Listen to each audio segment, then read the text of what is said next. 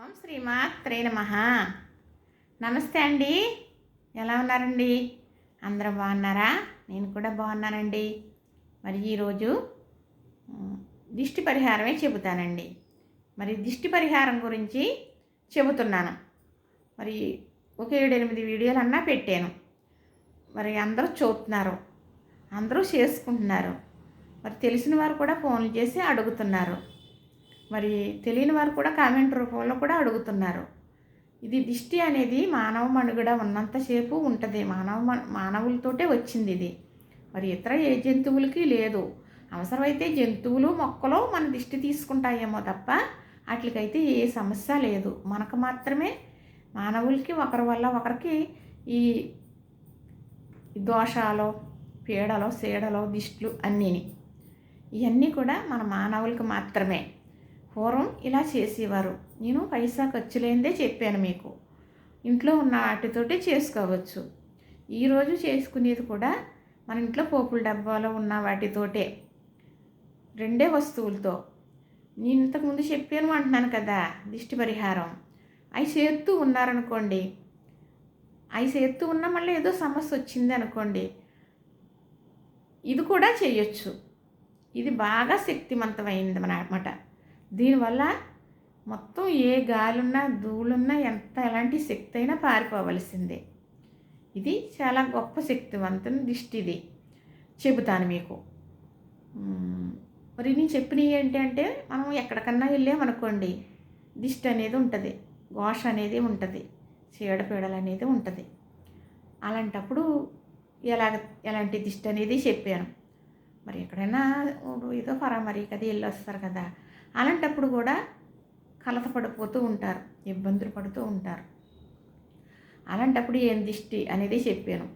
కలత నిద్రగా ఉండి ఆకలి లేకపోవటం, ఇంట్లో మాట వినకపోవటం, ఎక్కడికి వెళ్ళకపోవటం, ఏమీ చేయలేకపోవటం, ఇబ్బందులు పెడతారు. వారికి కూడా చెప్పాను, పిల్లలకి చెప్పాను, పెద్దవారికి చెప్పాను, ఆడవారికి మగవారికి కూడా. మరి అడిగిస్తున్నారు, దానికి విమర్శ కూడా, సమాధానం కూడా నేను చెబుతున్నాను. ఇప్పుడు ఎవరో ఉంటారండి మూర్ఖంగా, అది ఇలాగని అలాగని మాట్లాడేవారు. అందరూ కూడా ఎవరో అంత అనేవారు లేరు. నాకులాగా చెప్పేవారు ఉన్నారో లేదో నాకైతే తెలియదు. నేను చాలా వీడియోలు చూస్తాను, కానీ ఇలాగ ఎవరు చెప్పేవారు లేరు కదా, మనకు తెలిసింది చెప్పాలనేది నేను సంకల్పం. పెద్దవారి దగ్గర మెలిగాను. పెద్దమ్మలు, అత్తయ్యలు, అమ్మ వాళ్ళందరూ పెద్దవాళ్ళు. అలా నేనైతే మా అమ్మగారికి లాస్ట్ మూల మా అమ్మగారు పెద్ద వయసే.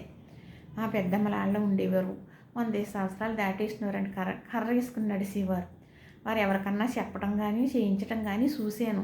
అందుకే మీకు నేను చెబుతున్నాను. ఏ ఒక్క రూపాయి ఖర్చు ఉండదండి. ఇప్పుడైతే డబ్బులు ఖర్చు పెట్టుకుని చేసుకుంటేనే పరిహారం అన్న ఉద్దేశంలోకి వెళ్ళిపోయారే తప్ప, పూర్వంలాగా ఇప్పుడు చేస్తున్నారు. ఇప్పుడు అంతా డబ్బులతో ఖర్చు, డబ్బులతో పని, అది చేస్తున్నారు, అలా చేసుకుంటున్నారు. మీరు ఎవరు ఎలా చేసుకుంటారో నాకు అనవసరం. నాకు తెలిసింది పెద్దవాళ్ళు ఎలా చేసేది, ఇది ఉపశమనం, ఇది తప్పకుండా ఈ పరిహారం వల్ల మీకు ఆ పీడ అనేది పోతుంది కాబట్టి నేను చెబుతున్నాను. ఒకవేళ నా వీడియోలు చూడాలనుకుంటే మీరు నాకు లింకులు అయ్యి పెట్టడం రాదండి. నేను ఏది ఆశించి కూడా ఈ ఛానల్లో పెట్టలేదు. నాకు అసలంటే ఏమీ తెలియకుండా పెట్టేశాను. ఛానల్ నడుస్తుంది అంతే. దీనివల్ల ఇదవుతుంది అదవుతుంది దానికోసం చెప్పేది ఏమీ కాదు. ఇది ఇందులో ఉన్నట్టుగానే జరిగింది. ఇది ఇలా నాకు తెలుసు కదా, ఇలా ఏ వీడియోలో చెప్పలేదు కదా. ఇది చెప్తే వీళ్ళకి ఎవరికన్నా ఇన్ని రకాలుగా చెప్తున్నారు కాబట్టి ఎవరికన్నా ఉపయోగపడుతుంది అనే ఉద్దేశంతో నేను చెబుతున్నాను. నేను మరి అభిరుచులు అంటే నేను అన్నీ చెబుతానని చెప్పాను. ఇలా తెలిసినవి చెబుతాను, వంటలో చేస్తాను, కథలు కానీ, పాటలు కానీ, పొడుపు కథలు కానీ, ఇక ఏదైనా సరే మంచి అనేది ఏదన్నా ఉన్నదంటే చెబుతాను. అన్నీనండి. అభిరుచులు అంటే అన్నిటిలోని నాకు కొంచెం ఇన్వాల్వ్ అవ్వటం, అర్థం చేసుకోవటం, అది ఇంకొకరికి చెప్పడం అనేది చిన్నప్పటి నుంచి ఉన్న అలవాటే. మరి ఈ దిష్టి పరిహారాలు ఇలా చేసుకుంటూ ఉన్నాం కదా మనం. చెప్పాను, ఒక నిమ్మ పండు వల్ల ఎంత దిష్టి పోతుంది అనేది కూడా చెప్పాను. మరి 24 గంటల దిష్టి కాస్తుందండి నిమ్మకాయ. మరి మనకి ఇంట్లో వాళ్ళకి ఇంటికి దిష్టి తగలకుండా ఉండాలంటే ఏం చేయాలో చెప్పాను. అలానే బూడిద గుమ్మడికాయ కట్టుకోవటం చాలా మంచిదని చెప్పాను. అది మన ఇంటికి ఎవరు వచ్చినా కూడా, వాళ్ళు ఎక్కడి నుంచి వచ్చినా అలా స్కానింగ్ లాగా వాళ్ళలో చెడుని తీసేసి లోపలికి పంపిస్తుంది.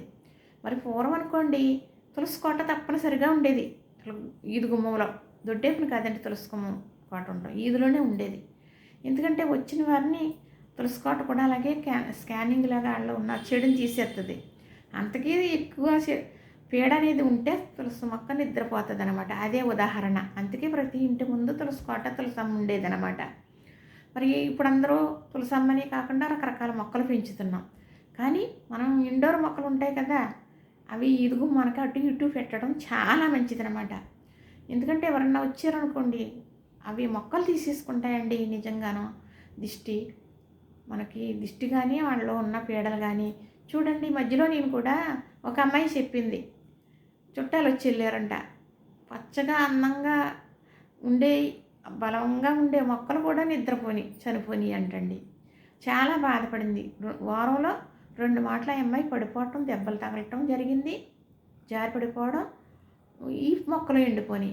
దిష్టి అనేది దోషం అనేది అంత ఘోరంగా ఉంటుందన్నమాట. ఇది నాకు ఉదాహరణ ఎందుకు చెప్తుందంటే జరిగింది చెబితే మీకు అర్థమవుతుంది అని. మీరు బాధపడుతూ ఉంటారు. నేను కూడా చాలా వీడియోలు పెట్టాను కదా, చేసుకున్నారనుకోండి ఉపశమనం అవ్వలేదనో, లేకపోతే ఇంకా చేసేం కానీ ఫలితం లేదని అనుకుంటూ ఉంటారు. అలా అనుకుంటూ మీరు అది వదిలేయకూడదు. నేను 4 చెప్పాను కదా, అవసరమైతే 4 చెయ్యాలి వారానికి ఒకటి చప్పున. ఏమండి ఇప్పుడు కూరగాయలు తెచ్చుకున్నాం, మనం ఓ బెండకాయలు తెచ్చుకున్నాం పులుసు పెడదామని. అవి శుభ్రంగా కడగాలి, కట్ చేయాలి. ముందు ఏమేయాలో గిన్నెలో అయ్యే వేయాలి, తర్వాత ఏమేయాలో అయ్యే వేయాలి. అది తగినంత ఉడికిన తర్వాతే కదా కూర రెడీ అవుతుంది. అలాగే మనం చేసే పని ఏదైనా కూడా. ఇప్పుడు నేను చెప్పాను పరిహారం అనేసి వీటికి ఉప్పు తీయమన్నారు, ఆవిడ తీసాము, ఏమీ లాభం లేదండి. అలా కాదండి, అలా కాదు. మీరు మనస్ఫూర్తిగా చెయ్యాలి చేసే పని.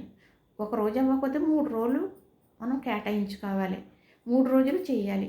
ఇది చెప్పారు కదా, ఇలా ఉంది కదా, అది కూడా చేద్దాం, ఇంకోటి చెప్పారని చెయ్యాలి. ఏమి ఖర్చు కాదు, ఏమి పెద్ద పని కాదు. దిష్టి అనేది తప్పనిసరిగా ఈ మానవ మనుగడ కూడా ఉన్నదండి. మానవులు అన్న వాళ్ళకి ఉన్నది. ఈ మొగ ఆడక తప్ప ఏ జంతువుకి లేదు, దేనికి లేదు. అవసరమైతే మన దిష్టి జంతువులు మొక్కలు తీసేసుకుంటాయి, తెలుసా మరి. అంతేగాని ఇంకా ఏరే దేనికి కూడా ఈ దిష్టి వస్తుంది ఇది అనేది లేదు. మనం దిష్టి తీసుకుని మొక్కలు చనిపోతాయండి. ఇది నిజం. ఇది ఎవరన్నా చేసుకోవలసిందే. చెప్పాను. ఎక్కడికన్నా వెళ్ళారనుకోండి మీరు, అక్కడ వెళ్ళిన తర్వాత వచ్చిన తర్వాత దిష్టి అనేది తీయించుకోవడం పీడలు ఉంటాయి. మీరు వెళ్ళినప్పుడు కూడా మీకు ఏమో అనుసరించకుండా ఉండాలంటే ఏం పట్టుకెళ్ళాలి అనేది కూడా నేను చెప్పి వీడియోలు పెట్టాను. చూస్తున్నారంటే చాలామంది చూస్తున్నారు. చూడండి, మీకు అవసరమైంది ఉపయోగించుకోండి. మీరు ఒకటే అమ్మగా నన్ను ఆదరించి అమ్మ అంటే పలుకుతాను నేను, అంతే. నేను ఏదో ఆశపడ్డా అన్నీ అదృష్టం అందరికీ ఉండదండి. ఏదో టాలెంట్ ఉన్నది అనుకోండి, మరి అదృష్టం కూడా అవగించేంత ఉండొద్దు. లేకపోతే ఎలా వస్తుంది? ఒకరిని నిందించవలసిన పని లేదు. ఘోరంగా ఒక మోసగత్తి చేతిలో మోసపోయి ఇలాగా ఉన్నాం. కానీ భగవంతుడు ఉన్నాడండి. కర్మఫలం ఎవ్వరు తప్పించలేరు. ఇదంటారు కదండి, వండుకున్న అన్నం తినలేకపోవచ్చేమో, కర్మ కానీ అనుభవించకుండా సాగు కూడా దగ్గరికి రాదండి. ఇది నిజం, నిజంగా నిజం. కళ్ళారా చూశాను నేను, అందుకే చెబుతున్నాను. ఇప్పుడు మీకు నేను చెప్పేది ఏంటంటే, దిష్టి గురించి చెబుతూ ఇందులోకి వెళ్ళారా అనుకుంటే, మరి ఇప్పుడు చెప్పలేకపోతే ఆ మాట ఇప్పుడు చెప్పలేనని. ఇప్పుడు చెప్పాను కదా, ఎన్ని చేసుకుంటున్నాను నేను, ఎన్ని చెప్పాను దిష్టిల గురించి చేసుకున్నారు మీరు. అయినప్పటికీ ఇంకా కొంచెం అవ్వలేదు. మరి ఆవిడ నాకు మెసేజ్లు పెడుతూ ఉంటారు. పాపం ఆవిడ అద్దెకే ఉంటున్నారంట. చెప్పినవన్నీ కూడా చేశారంట. చాలా వీడియోలు చూసి కూడా చేశానమ్మా, మాకైతే అనారోగ్యం అది ఇలా ఉంటుంది, బాగోదమ్మా, పిల్లలు అయ్యి అస్తమాన పడిపోతారమ్మా, అస్తమాన ఇబ్బంది పడుతూ ఉంటాము అని చెప్పారు. ఆవిడ ఉన్నారనుకోండి, చూసినవల్లా చేసుకుంటూ ఉండొచ్చు, తప్పేమీ లేదు.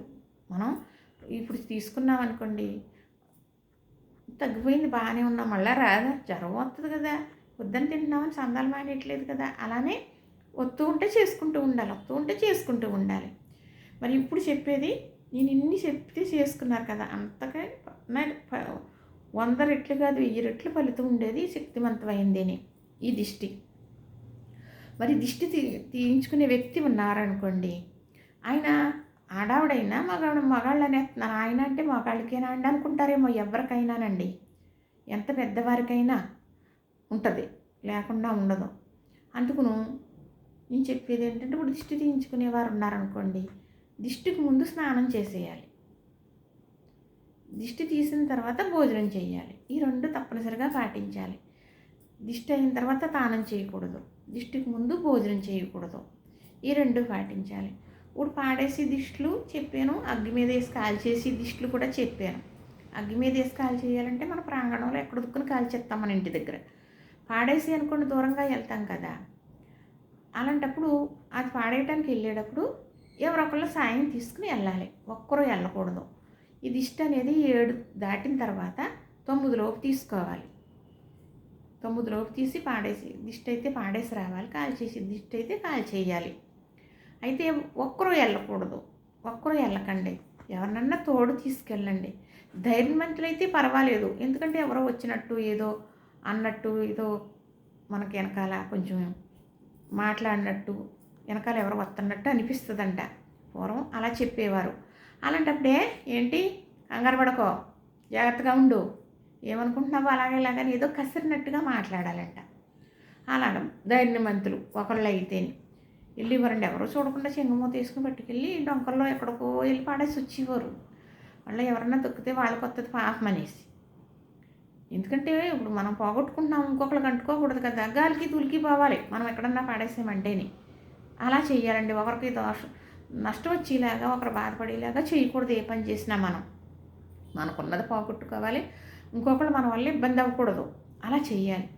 అలాగే ధైర్యవంతులు అనుకోండి, ఇప్పుడు జనసంచారాలు ఎక్కువే కాబట్టి ఏదో మాట్లాడుకుంటాను పాట పాడుకుంటాను వెళ్ళి పాడేసి వచ్చేయచ్చు. వచ్చేసిన తర్వాత కాళ్ళు చేతులు కడుక్కొని నోట్లో నీళ్ళు వేసుకుని ఉమ్మేసి అప్పుడు లోపలికి ఈ మనిషి వచ్చిన తర్వాత అప్పుడు వీళ్ళకి భోజనం పెట్టాలి.